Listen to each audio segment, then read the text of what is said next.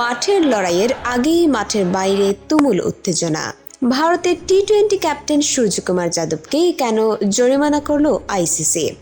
আর কেনই বা পাকিস্তান ও ভারতের বোর্ড একে অপরের বিরুদ্ধে অভিযোগের আঙুল তুলেছে?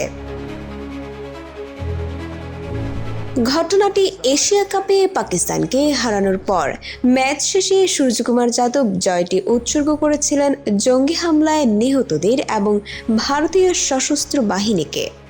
কিন্তু তার একটি শব্দ অপারেশন সিঁদুর নিয়েই শুরু হয় বিতর্কের ঝড়। পাকিস্তান ক্রিকেট বোর্ড পিসিবি অভিযোগ করে এটি একটি রাজনৈতিক মন্তব্য। সেই অভিযোগের ভিত্তিতেই আইসিসি সূর্যকুমারকে 30% ম্যাচ ফি জরিমানা করে এবং ভবিষ্যতে এমন মন্তব্য থেকে বিরত থাকতে সতর্ক করে।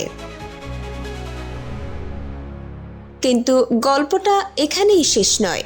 ভারতও পাল্টা অভিযোগ জানিয়েছে পাকিস্তানের 2 ক্রিকেটার হারিস রৌফের প্লেন ক্র্যাশ সেলিব্রেশন এবং সাহিবজাদা ফারহানের একে 47 সেলিব্রেশনের বিরুদ্ধে। আইসিসি রৌফকেও জরিমানা করেছে।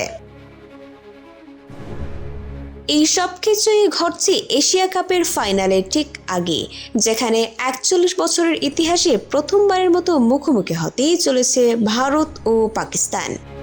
মাঠের খেলার আগে রাজনীতির এই উত্তাপ ফাইনালের উত্তেজনাকেই যেন কয়েক গুণ বাড়িয়ে দিয়েছে।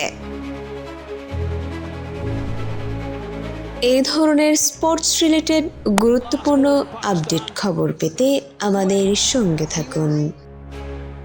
বিজিএন টিভি স্পোর্টস, খেলার খবর সবার আগে।